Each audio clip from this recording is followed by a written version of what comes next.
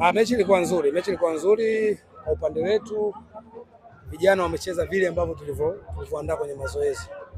Ndio ukicheza na timu kama Simba, wana wachezaji wengi, wana quality kubwa, na wachezaji wengi wazoefu, na wamecheza mechi nyingi.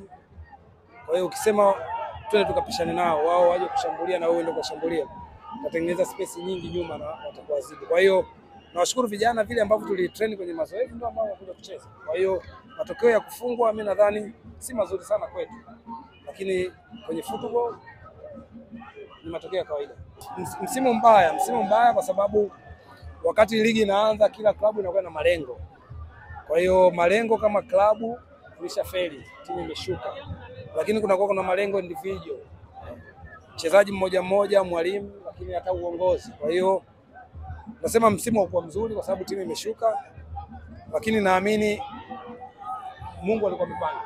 Hicho ambacho kimetokea Mungu alikuwa ameshapanga. Hatuwezi kupingana naye.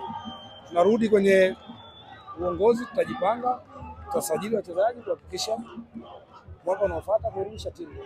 Shida ilikuwa pressure ilikuwa ishakuwa kubwa. Kuna wachezaji tayari walikuwa washakata tamaa ya kuwa hawawezi kucheza tena, na kuna wachezaji tayari walikuwa washakata tamaa kuwa timu imeshuka. Kwa hiyo tulitumia nguvu nyingi kujaribu kuwa encourage, kuambia haijaisha mpaka ishe. Kwa hiyo gap la point lilikuwa kubwa kiasi kwamba wengi walikuwa washakata tamaa. Kwa hiyo mimi nasema yote kwa yote ni vitu ambavyo vishatokea, huwezi kuvirudisha. Tunaangalia mbele kuhakikisha tunabakiza wachezaji wetu.